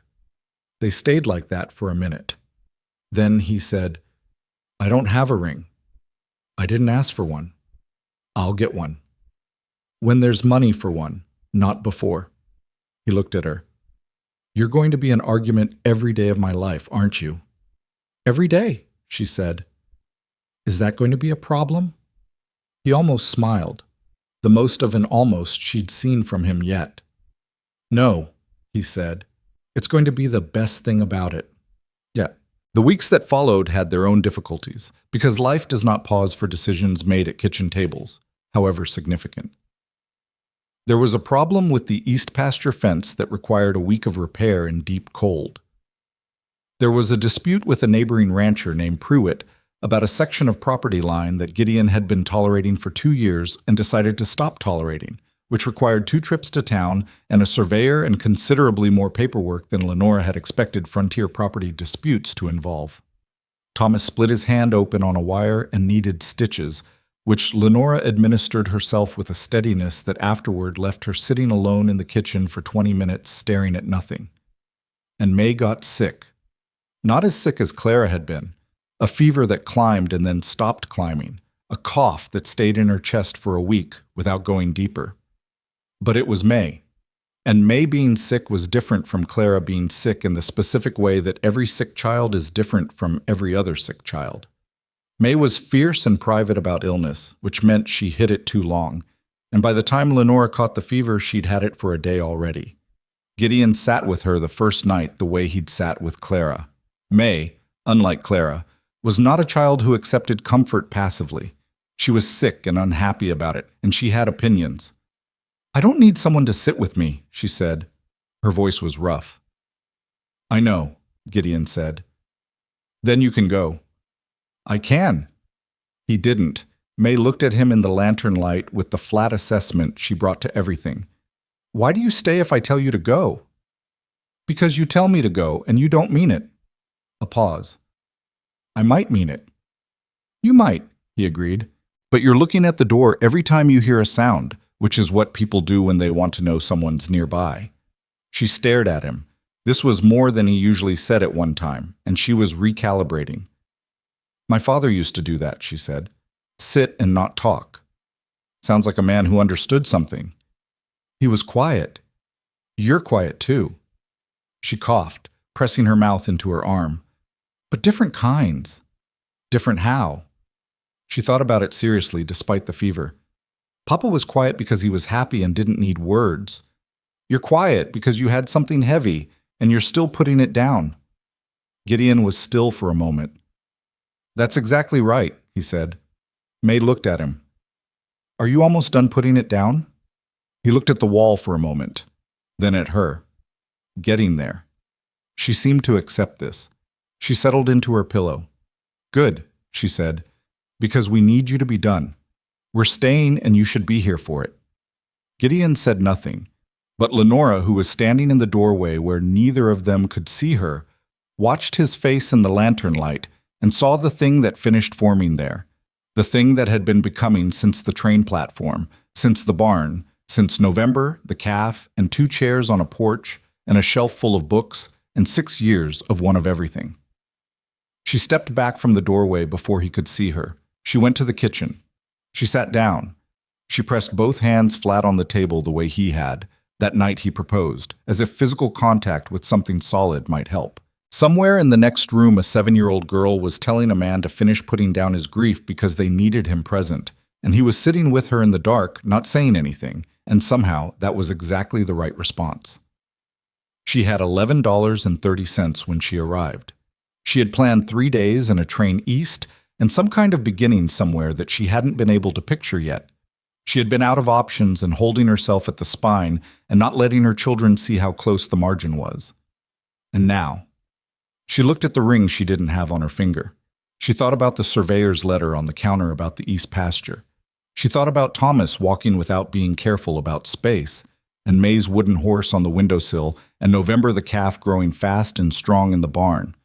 She thought about how things that start wrong can sometimes, not always, not guaranteed, not without considerable difficulty and pain, and a good deal of imperfect effort from imperfect people, sometimes find their way to right. Not smooth, not clean, not anything that a person who had lived carefully would have designed, but right. In the next room, May had stopped talking. The lantern light under the door held steady. Gideon was still there. He was still there. Part 5. A legacy stronger than blood. May recovered in 8 days. She recovered with the same stubbornness with which she had resisted being sick in the first place, gradually, on her own schedule, and with strong opinions about when she was well enough to get up, regardless of what her body was technically doing. On the 5th day, she announced she was fine. On the 6th day, Lenora told her she was not yet fine. On the 7th day, May got up anyway and sat at the kitchen table with her thread and her project, and her jaw set at an angle that Lenora recognized as her own jaw, which was both frustrating and privately satisfying. On the 8th day, Gideon came in from morning work and found May on the porch in the cold watching the horses in the pasture, and he stopped beside her and looked at the horses too. "You're supposed to be inside," he said. "I'm better." "Your mother says, I'm better," May said again, with the finality of someone who has considered the counterargument and found it insufficient. Gideon stood there for a moment. "Put your coat on then." She was already wearing her coat. She looked up at him with the expression of a child who has just won something and is being diplomatic about it. "I want to learn to ride," she said. "You'll learn in spring." "You said that before." "Spring is closer than it was before." She looked back at the horses. "Which one would you teach me on?" He studied the pasture. "Probably Clara Jane," he said. "The sorrel mare. She's patient." May nodded seriously. "Good. I'm not patient, so one of us should be." He looked down at her. She was looking at the horses. The particular morning light caught the side of her face, and she looked, for a second, in that specific way children sometimes resemble something you hadn't expected. She looked settled, like she belonged in this yard looking at these horses, like she had always been here. He went back inside without saying anything else. Lenora was at the stove, and she looked up when he came in, reading his face the way she had learned to read it, carefully, for what was underneath the surface. "She's all right," he said. "I know. She's going to be a problem." "She already is. That's a feature, not a fault." He poured his coffee and sat down, and the morning went on the way mornings went now, organized, purposeful, full of the specific noise of a family that has found its rhythm.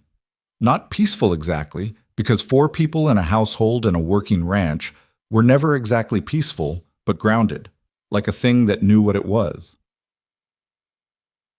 They married in March. It was not a large event. Dry Creek Crossing did not specialize in large events, and neither Gideon nor Lenora had the temperament for ceremony that wasn't in service of something real. The justice of the peace came out to the ranch because Gideon asked him to, and because the man had known Gideon for 12 years and understood, without being told, that this was significant in a way that deserved some accommodation. Thomas stood at Gideon's side. He had asked, quietly, privately, in the barn while they were doing the morning feed, if he could do that, and Gideon had said yes without making a production of it, and Thomas had nodded and gone back to work, and that had been the whole of the conversation, but it had covered considerable ground. May wore her best dress and the wooden horse in her pocket. She had decided that the horse should be present because her father should be present in whatever way was available. Lenora had not argued with this. She had her own version of the same instinct. She was wearing the blue ribbon she'd worn at her wedding to Edmund, sewn now into the hem of her dress where nobody could see it. Something of his brought forward, not competing with what was happening today, just included. Clara wore a dress that Lenora had stayed up 2 nights making, white with blue trim, and she spent most of the ceremony trying to hand Gideon a small smooth stone she had found in the yard and considered important, which Gideon accepted gravely and put in his vest pocket and kept there. The justice of the peace said the words. Gideon said his words plainly and without fumbling, which she had expected. He was a man who, when he'd decided something, was decided. She said hers, and her voice held steady, which she had not entirely expected but was grateful for. He put the ring on her finger. He had gone to Billings for it, which she had not known until he produced it. A simple gold band with a small inlaid garnet, nothing extravagant. The kind of ring a man buys when he's been thinking carefully about what the woman he's marrying actually is. Not a woman who wanted show. A woman who wanted real. She looked at it on her finger. "Billings," she said. "Didn't seem right to get it from Aldrich's," he said. "Too close." She looked up at him. "You rode to Billings for a ring." "It's 2 days. I had business there anyway." He said it the way he said most things that mattered to him, dismissively, as if the gesture were practical rather than enormous. She knew better than to make a scene of it.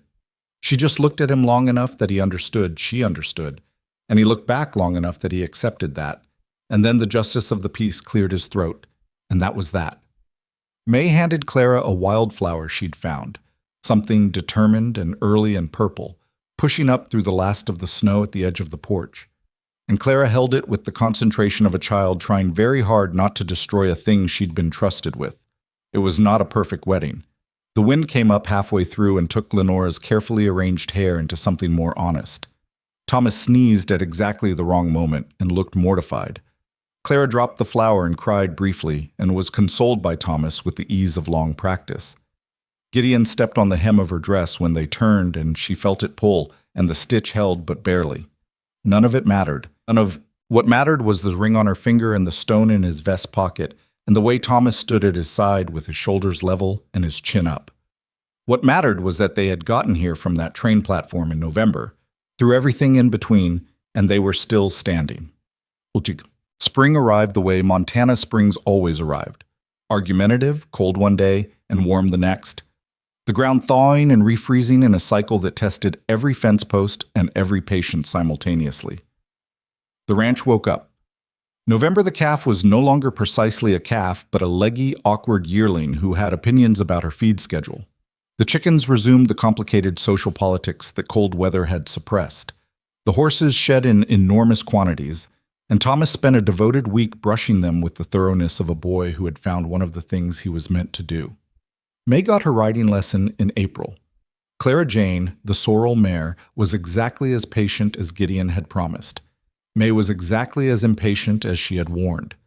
The first lesson lasted 40 minutes and covered the distance of approximately 30 feet, and involved 3 stops, 2 negotiations, and 1 argument about whether May was holding the reins correctly that ended with May holding the reins correctly. "You were right," she said, dismounting with studied casualness. "About which part?" Gideon asked. "All the parts you were right about." "That's not very specific." "It's as specific as I'm going to be right now." He held Clara Jane's bridle and watched May walk away with her chin at the exact angle Lenora's chin went when she had made a concession she considered reasonable but didn't particularly enjoy making. "She's exactly like you," he said to Lenora, who had watched the whole thing from the fence. "I know," Lenora said. "I find it alternately horrifying and reassuring." He looked at her across the fence with the expression she had catalogued over the months, the one that lived just short of a full smile but had more warmth in it than most men's full smiles. He had relaxed into things, not entirely, not in the way of a man without history, but in the way of a man who has decided to stop fighting against the current and found, to his surprise, that the current was taking him somewhere he wanted to go. There was still grief in him. She didn't expect it to go away, and she wouldn't have wanted it to. The grief was part of how he'd become who he was, and who he was exactly what she had agreed to marry. She sometimes found him on the porch in the evening, in one of those chairs that had been pushed to the same side for years. He'd moved the second one back into position sometime in December. She'd noticed when she noticed. And his face would be somewhere she couldn't follow. She'd learned to sit next to him in those moments and not require him to come back from wherever he was until he was ready, and he always came back. And when he came back, he was usually himself, and that was enough. She had her own version of those moments. They came on her with less warning than they had the first year after Edmund, more compressed, more specific, hitting at odd triggers. The smell of a certain kind of wood smoke, Thomas's jaw from certain angles, the way Clara had started saying Papa and directed it at Gideon without, as far as Lenora could tell, any sense that this was complicated, because Clara was 2 and then 3, and the world was the shape it was, and Gideon was in it, and that was what she knew. She had cried about that once, privately, in the dark. Not from grief, or not only from grief, from gratitude, which she had not expected and which ambushed her completely. That her daughter would grow up never knowing a life without a man who picked her up when she reached her arms out. That this was what Clara would remember. That the train platform in November and the $11 and the split boot sole would not be her daughter's story. It would be the beginning of the story. The hard part, the narrow part, the part that made the rest possible, but not the whole of it. The summer Prewitt gave them real trouble was the hardest season of their first year of marriage. Prewitt, the rancher whose property line dispute Gideon had pushed back on in the winter, did not take the surveyor's findings with grace, He was a man who had been large in this valley for long enough that he'd started believing his own size was natural law, and being corrected by a survey did not change his belief. It only changed his methods. In June, Prewitt's men cut the east pasture fence, 3 sections of it clean at night. 4 of Gideon's cattle got onto Prewitt's land before Thomas noticed and went for Gideon at first light. Gideon went to get the cattle back. He went alone, which Lenora argued against from the kitchen doorway with a directness that left no room for misunderstanding, and he listened to her argument and agreed with most of it, and went anyway, because there are moments in a man's life when not going is its own kind of losing. He came back with the cattle and a split lip and a story he told plainly over supper without embellishment. Prewitt had been there. Prewitt's men had been there. There had been words. There had been a brief period of physical disagreement from which Gideon had emerged with the cattle and the lip, and Prewitt had emerged with the understanding that this was going to become an official matter. Thomas stared at the split lip. "Did you win?" "I got the cattle." "That's not—" "Thomas." Gideon looked at him steadily. "A man who fights to win a fight has usually already lost something. I went to get what was mine. I got what was mine." Thomas processed this. You could see him processing it, the working of a 10-year-old becoming an 11-year-old, becoming something more, storing the idea for later. "What happens now?" Lenore asked. "I go to the county seat. I file. The survey is clear." He paused. "It'll take months." "And Prewitt in the meantime?" "Won't try the same thing twice. He'll look for something else." "That's not reassuring." "No," he agreed. "It's not." He looked at her. "I'm not going to tell you it is." She had married a man who didn't lie to her to make things easier. She had known that before she married him, and she had wanted it, and there were moments when having exactly what you wanted was not entirely comfortable. "Fix the fence first thing tomorrow," she said. "Already planned." "I'll help," Thomas said. Gideon looked at him. "I know you will." The dispute with Prewitt took 7 months, and the intervention of a county magistrate and depositions from 2 neighboring ranchers who had their own grievances with Prewitt and were glad of an occasion to formalize them. It was not quick. It was not clean. There were weeks when Gideon came home from town with the face of a man carrying something heavy, and weeks when the legal correspondence on the kitchen table felt like a second presence in the household, unwelcome and persistent. But it resolved. The survey held. The property line was established. Prewitt was assessed costs and forced to pay damages for the fence, which he did with the graceless compliance of a man who has been reduced to following rules and has not yet made peace with that. The day the final notice came through, Gideon read it at the kitchen table and set it down and sat there for a moment. Thomas was watching him. "Is it done?" "It's done." Thomas exhaled. "Good." He paused. "Can I see it?" Gideon slid the paper across the table to him. Thomas read it carefully, with the focused attention he brought to documents, running his finger under the lines the way Gideon had noticed him doing. Not because he couldn't read, but because he was making sure he understood what the words actually meant. He had that habit. Gideon had come to think it was one of the best habits a person could have. "What does adjudicated with prejudice mean?" Thomas asked. "Means it can't be reopened. It's settled permanently." Thomas nodded. He set the paper down. He looked at Gideon across the table with the face of an 11-year-old who has spent 7 months watching a man not quit, not cut corners, not take the easier path of settling for less to end a conflict faster. "When I have land someday," Thomas said, "I'm going to handle things the way you did." Gideon held that. He held it the way you hold something you weren't expecting to be handed, carefully, because it might be fragile because you don't want to drop it. "Your father would have done the same," he said. Thomas looked at him. "I know," he said. "That's why I said you did it like him." The kitchen was quiet. Lenora was by the stove with her back to them, and she pressed her palm flat to the warm iron of the stovetop and breathed. She was not going to cry in the kitchen for the second time. She had rules about this. She pressed on the iron and breathed until the moment passed. "Set the table," she said when she could. "Supper's nearly done." Clara started talking in full sentences that fall, which she did with the commitment of a person who had been waiting for the capacity and had a significant backlog of things to say.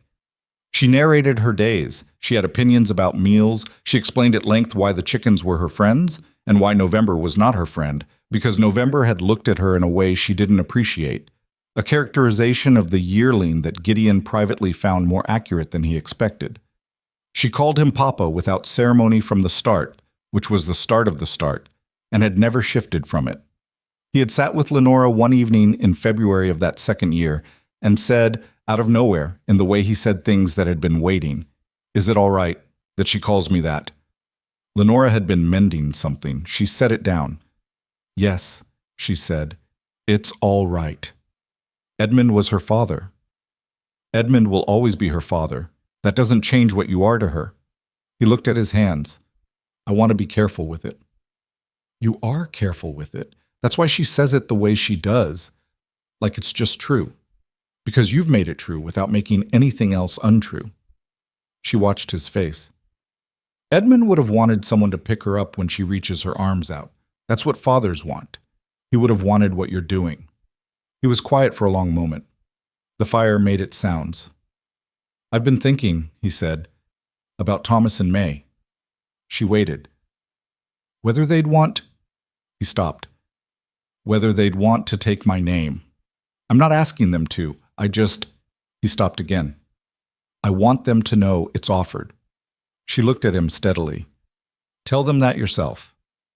"I'm not sure how." "Yes, you are. You're just afraid of what they'll say." He looked at her. "Yes," he said. "That's exactly right." She picked up her mending. "Tell them anyway." He told Thomas first because Thomas was the one whose answer he was more uncertain of.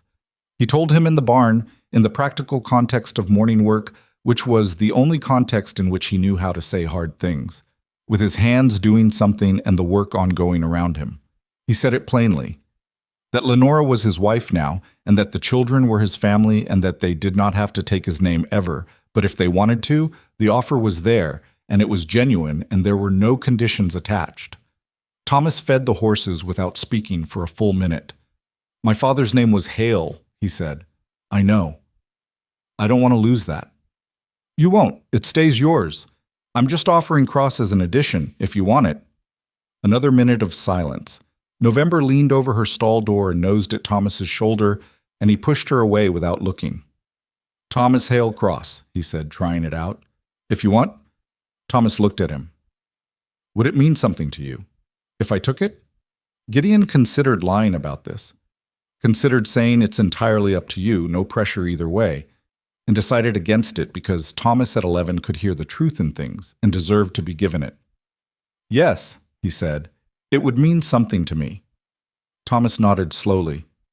"Then yes," he said. Thomas Hale Cross.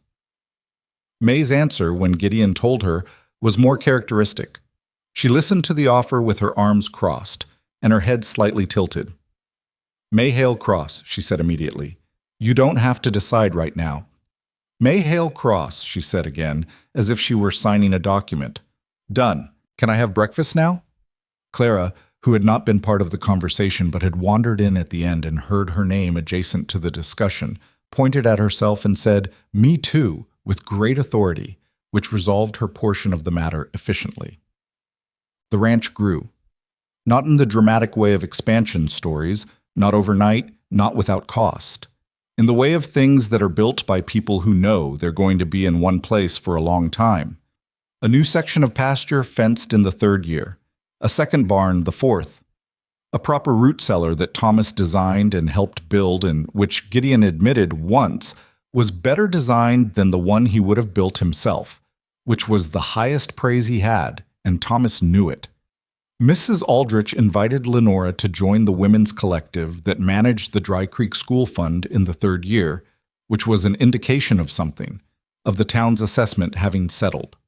Lenora joined and then spent 2 years arguing with 3 of the other women about the curriculum in ways that were productive and occasionally heated, and once resulted in a 4-hour meeting that resolved in Lenora's favor on the main point and against her on 2 minor ones, which she considered an adequate outcome. Gideon went to that meeting.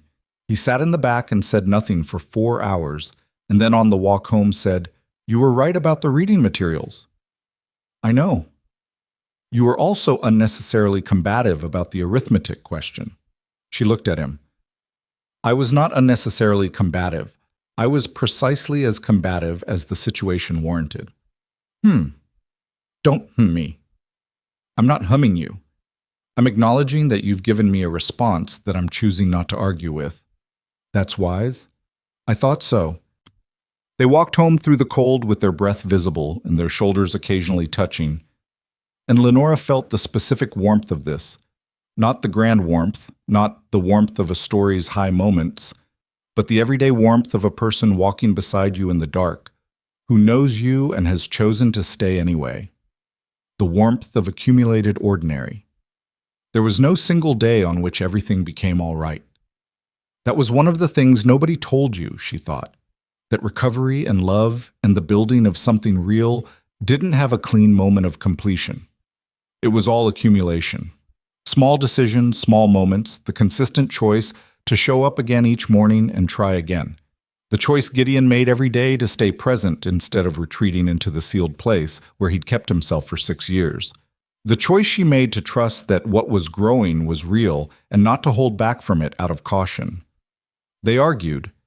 They misunderstood each other in the specific ways that people who are different misunderstand each other, and some of those misunderstandings required real repair.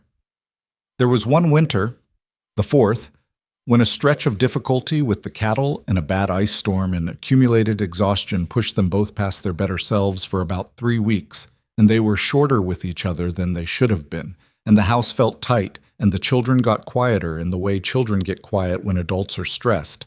And it was May, 7 years old, and then 8, and then 9, who finally came to breakfast one morning and said, "You two need to fix whatever this is because it's making the whole house feel like November, and not the good November." They had both stared at her. "The calf November," Thomas clarified helpfully from behind his book, before she learned her name and stopped being anxious. Lenora had looked at Gideon. Gideon had looked at Lenora. Something in the absurdity of being corrected by their children had broken something loose, and that evening after supper they had actually talked, carefully, about what they were both carrying and where the friction was coming from. And the house stopped feeling like anxious November and went back to itself.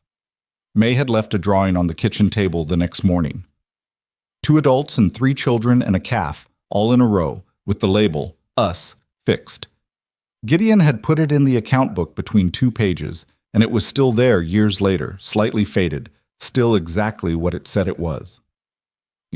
Thomas left for college at 17. He had been working toward it since he was 14, with the focused persistence he brought to things he'd decided mattered. There was a land-grant college 2 territories over that had an agricultural sciences program, and Gideon had helped him apply and written him a letter that Lenora had not read, but that Thomas had read and then folded and put in his chest pocket and carried for a week before putting it somewhere safer. The day he left, Gideon helped load his trunk onto the wagon without ceremony, which was how he helped with most things.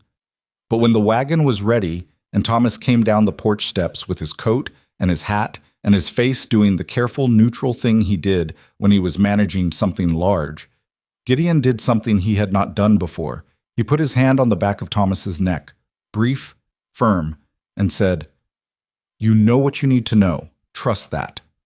Thomas stood very still for a second. Then he nodded. Then he got on the wagon. He looked back once when they reached the road. Gideon was still standing in the yard. He raised one hand. Gideon raised his. Lenora watched from the porch and let herself feel all of it. The loss of his daily presence, the pride that was almost painful, the certainty that Edmund would have loved what his son had become, the gratitude that was still sometimes ambushing. She let herself feel it without folding it away because she had learned slowly that the folding away had been necessary and now it was less so. That was what safety did over time. It taught you that feelings could be felt without being survived. Clara came and stood beside her without being asked. 13 now, taller than May, with a way of appearing at your elbow when you needed someone there that she had developed so naturally and so completely that you couldn't remember it having developed. "He'll write," Clara said. "He'll write," Lenora agreed. "Papa's sad," Clara said. Not asking. "He'd be sad about a son going." That's right. Clara thought about this. Is it still sad when it's good? Lenora put her arm around her daughter's shoulder. The best things usually are, she said. Itam. Gideon Cross died at 73, in early spring, in his own bed, with enough warning that they were all there. May had come from Billings, where she lived with her husband and her 3 children, one of whom had her grandmother Lenora's chin and her great-grandmother she'd never met's hands, which May reported with the particular satisfaction of someone who finds continuity comforting. Thomas had come from the agricultural college where he now taught, Thomas Hale Cross, professor, rancher on the side, the kind of man who knew both the theory and the feel of things. Claire had never been far. She and her husband had a ranch 3 miles east, and she was at the house every other day anyway, in the way of a daughter who doesn't need to explain why she's there. He knew they were there. He had his good days and his less good days in those final weeks, and on the good days he was entirely himself, dry, careful with words, honest without cruelty, occasionally finding that almost smile which had over the years become, imperceptibly, an actual smile. On one of those good days he told Lenora, who was sitting where she had been sitting for the better part of 3 weeks, in the chair beside him, that he had been thinking about the train platform. "In November," she said. "Yes." "What about it?" He was quiet for a moment. "I said something terrible to you." "You did." "I've thought about it many times." "So have I." He looked at her. He was 73 and tired in all the ways, and his eyes were still the same eyes, still careful, still reading things from the inside out. "Are you glad I stopped you?" She looked at him. Outside the window, the early spring light was doing what early spring light did in Montana, thin and pale and genuine, not warm yet, but trying. "Yes," she said. "I'm very glad you stopped me." He reached over and covered her hand with his, the same gesture as the first time, the night they'd decided, at the kitchen table that was still the same table. His hand rougher now, the veins more visible, but warm, still warm, and sitting over hers with the same quality it had always had, like something that had decided where it belonged. "I'm glad I stopped you too," he said. He closed his eyes. She sat with him. He was gone by evening, with the spring light still in the window, and all 3 of his children in the house, and Lenora's hand in his. They buried him on the ranch, which was what he would have wanted and what he had said he wanted, and which required some negotiation with the county that Thomas handled with the competence and persistence he had inherited from 2 people. The stone Thomas had put on the marker was simple because Gideon would have wanted it simple. Name, dates, and 1 line below them that Thomas had written and that Lenora had approved immediately without needing to think about it. He chose this family. He never stopped choosing it. There was a ring in Lenora's hand, the garnet ring, the one from Billings, the one he'd ridden 2 days to get because it didn't seem right to get it somewhere too close. She held it. She would wear it until she died, which was her intention, and then it would go to Clara because Clara was the one who had reached her arms up to a man with 6 years of sealed grief in his chest and made him pick her up. May stood on one side of her, Thomas on the other. Clara had her arm around her mother's waist with the quiet sureness of a woman who had been appearing at her mother's elbow when she was needed since she was 13. The spring wind came across the pasture where the horses were. November, old now, stiff in the joints, with the dignified irritability of an elderly animal who has decided she has done enough, lifted her head toward the smell of it. Lenora stood at her husband's grave and felt the full accounting of it. The $11.30, the split-boot sole, the train platform in November when a man had said a terrible thing loudly enough for strangers to hear, and then, slowly, imperfectly, because he was an imperfect man and imperfect men are the only kind that exist, had spent the rest of his life building something real from the rubble of that moment. She had not come here for love. She had come here to survive. She had come with her dignity packed tight and her back straight and 3 children who needed her not to fall apart. She had found someone else who needed not to fall apart. That was what it had been, at the bottom of it. Not a fairy story, not a rescue. 2 people with damage and history and the particular stubbornness of those who have survived things, choosing, again and again and again, on ordinary mornings over coffee, and in the middle of arguments and through long Montana winters, and the kind of slow work that doesn't make for dramatic stories but makes for real ones, choosing to stay. The world is full of people who almost turned away. People who almost stayed on the train. People who almost didn't open the door. People who almost kept the seal intact because opening things is terrifying, and you might lose again what you've already lost once, and the losing is not something you know if you can survive twice. Gideon Cross had almost let her walk off that platform. He had stopped her instead. And everything, all of it. Thomas at a lectern teaching young people how to understand land. May in Billings with her 3 children, and her directness, and her blue thread. Clara 3 miles east, steady and present, and appearing at elbows when needed. November lifting her gray muzzle to the spring wind. The ranch that was still standing, still working, still built of the same materials it had always been built of, which were not exceptional materials, just wood and labor, and the refusal to quit. All of it had come from that one moment when a frightened man made the harder choice. That was the thing worth keeping. Not that it turned out well, though it had, imperfectly, genuinely it had, but that he had chosen when choosing was hard. That she had stayed when she had every reason and every right to go. That the children, who had already lost one father, had been given the particular gift of watching a second man decide, slowly and without fanfare, that they were worth staying for. Lenora Cross stood at her husband's grave in the early spring of a Montana morning with her children around her and the ring in her hand and all the years of it behind her, and she did not feel the loss as only loss. She felt it as the fullness of a thing completed. A life built by 2 people from bad materials in difficult weather without any guarantee. A family that had not been planned or promised or arrived at smoothly. A family that had been chosen. That was enough. That was more than enough. That was, in the end, everything.